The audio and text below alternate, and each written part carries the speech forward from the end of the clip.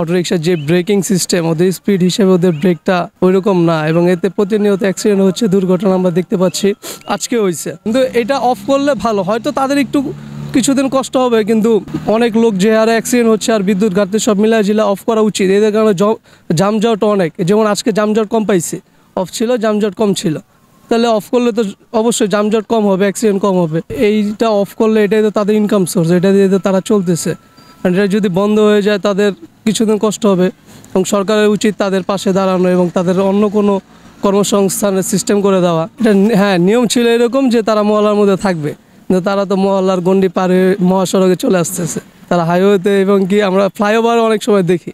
তাহলে এই জন্য অফ করা উচিত। 2024-এ দেশ স্বাধীনের পরে দেশের আমরা চাই উন্নয়ন হোক, আগের মতো না থাকুক, এবং নতুন অনেকে আসছে সরকারে, আমাদের উচিত তাদের কিছুদিন সময় দেওয়া, 1-2 বছর সময় দেওয়া, তাহলে কিছু একটা দেখতে পারবো। এখন তারা ক্ষমতায় আসছে মাত্র কয়েক মাস, এর মধ্যে আমরা উন্নয়ন চাচ্ছি, এর মধ্যে অনেক কিছু চেঞ্জ চাচ্ছি।